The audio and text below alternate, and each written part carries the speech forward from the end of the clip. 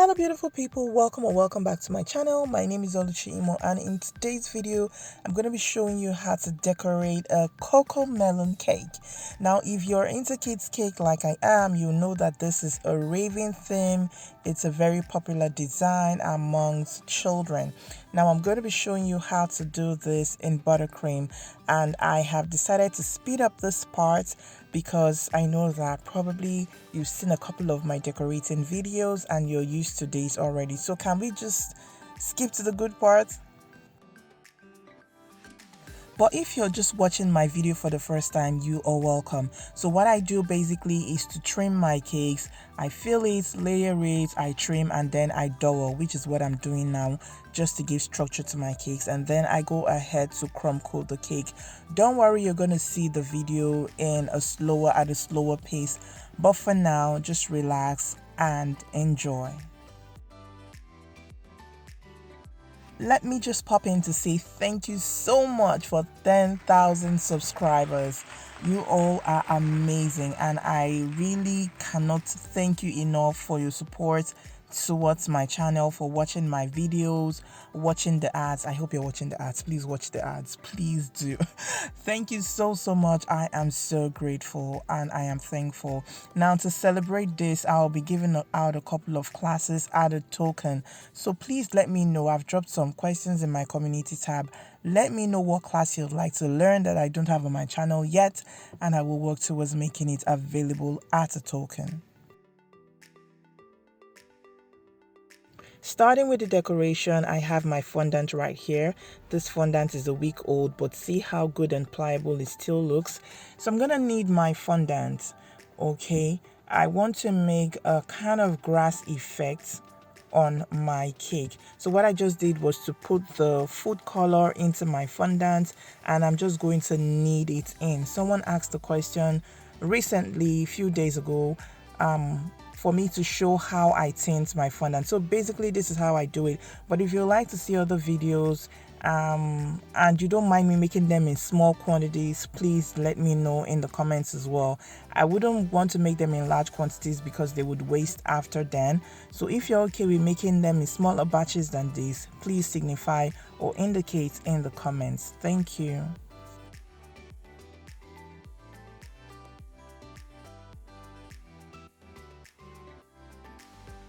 Once I'm done tinting my fondant, I'm going to grease my work surface, roll my fondant into a sausage, and begin to roll out, as you can see. So I have my small rolling pin here, and I'm just rolling on my work table. Please ensure that you apply some shortening to grease your work surface. If not, your fondant will stick to the table and make it a really challenging, difficult process for you.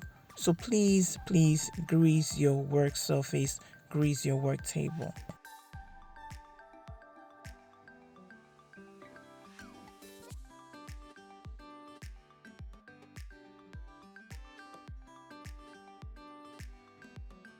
I'm going in now with my smoother because I want to smoothen my fondant. I don't want bumps or marks on my fondant. Once I'm done with that, I would cut off one end of my fondant, and then from the other end I would go in a wavy pattern or cut with a wavy motion or movement, as you can see, just so that it looks like a grass.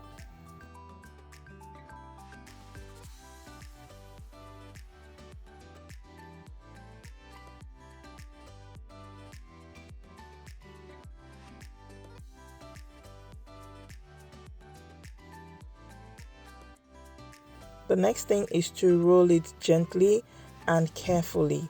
So that's what I'm doing now. I'm rolling it so that I can place on my fondant, and I did not apply any water on this.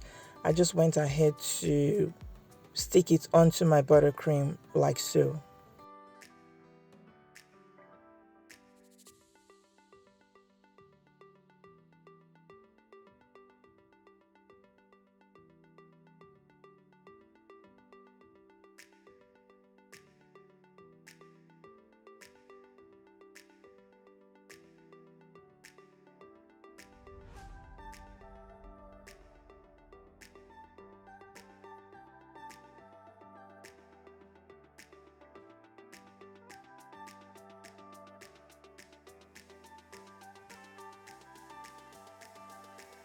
I wanted to make a different type of grass, so I decided to add some more food color to my fondant so that it is deeper. That is what I'm doing right here. I don't want it to be the same, so that there can be a visible difference at least. So I just went in with some more food color, and this is what I had in the end. Okay, so what I want to do now is to make a different kind of grass. If you watched my baby shark videos or my baby shark topper video, I believe you must have seen this type of grass that I want to make. And if you've not watched it, please watch that video. I'm going to link it somewhere so that you can watch it.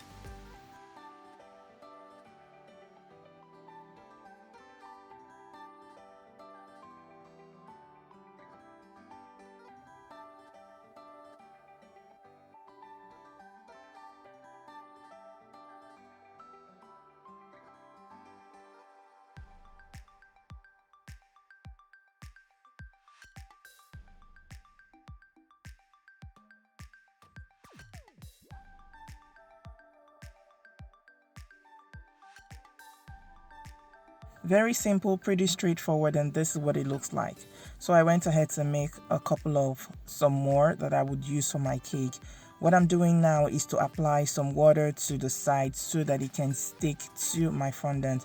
So I'm just going to go around my cake to place them strategically in different places around my cake.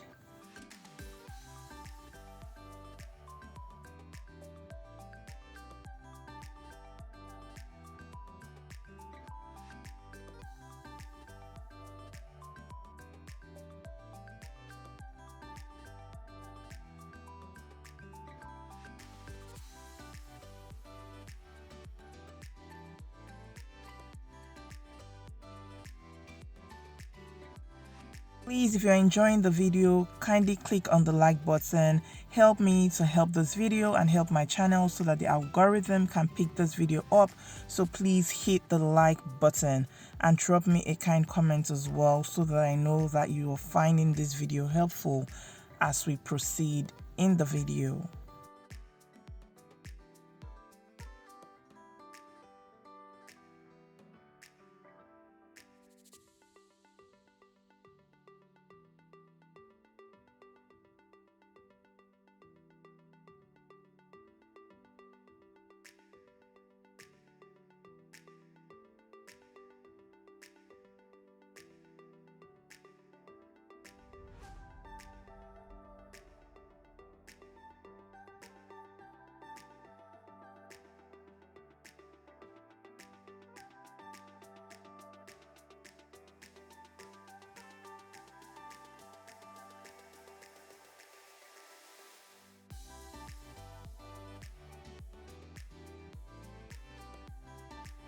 What I'm doing at this point, if you're new to my channel, is just fine-tuning, kind of in quotes, the edges. I don't like my fondant sticking out, so I go in to trim the excesses and just make everything neat and clean. That is what I did right there. I'm sorry I didn't have this part covered. On this day, I was actually battling with storage issues and then low battery, so I was charging my phone and recording at the same time, so please bear with me. Now I have different colors of fondant that I made. I'm just going to cut them into squares. If you have a square cutter, it's fine, but I don't have one, so I'm just doing it freehand and trying to see that the squares are all equal. So that's what I'm doing right here. Now I'm using my stitching tool to create a stitch effect or stitch pattern on my fondant just around the edges. If you are new to this tool, I'm going to show you what it looks like in a bit, but this is what you call a stitching tool. This is it right here. So you can get it from your cake store, you can get it from Amazon, you can just buy it online. It is very good and it comes in handy when I want to do things like this, name banner and all, some other kind of designs.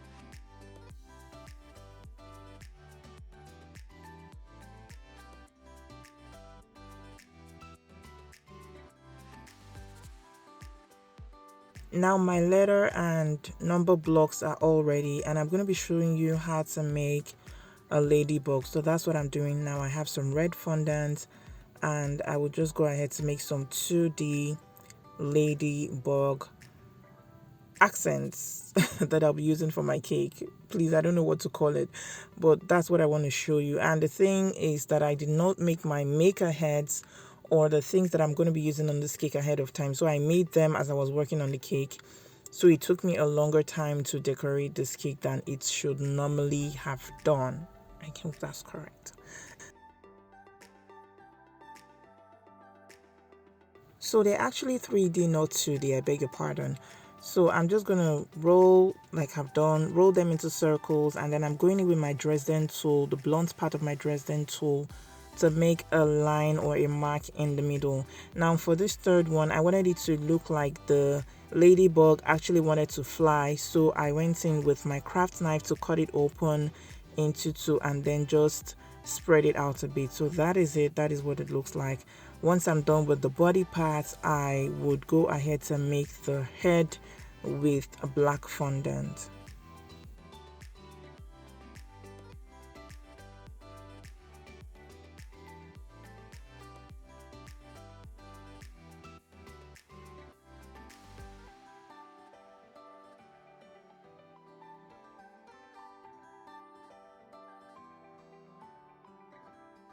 Next, I'm going in with my edible marker, my black edible marker, to make the spots on the body of the ladybug. Alternatively, you can make this with black fondant, but I know this is much easier. So just draw circles around or use your black fondant to make black spots. Now, once I'm done with that, I would go in to make the antenna for the ladybugs, or antennae, or antennae, like my mind says, but please ask Google. So I'm just going to go in to make the feelers, the antenna for the ladybugs, like so. And once I'm done, we can proceed with the decoration, or the remaining part of the decoration.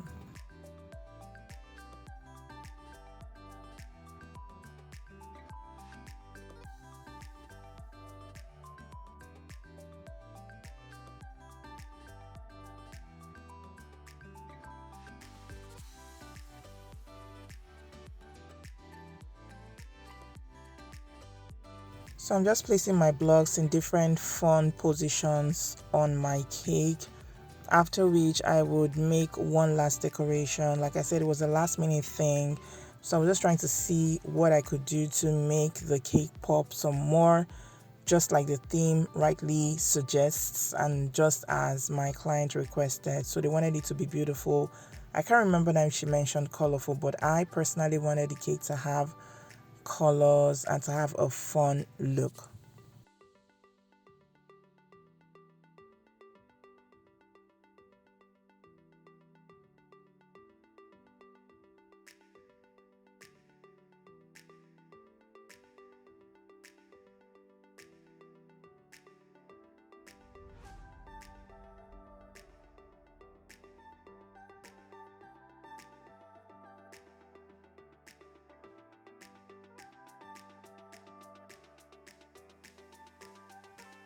For the last set of detail, I'm cutting fondant strips, after which I would wrap them around a brush that I've greased with shortening. So I've applied shortening on it, and I'm going to go in to wrap this fondant strips around the brush and then give it just some minutes to dry, after which I would remove them and use on my cake, as you will see in some few minutes or seconds.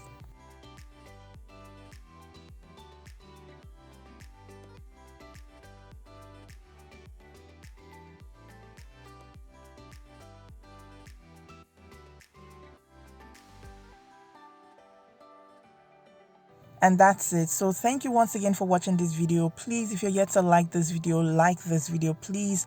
And also subscribe to my channel if you're yet to subscribe to my channel.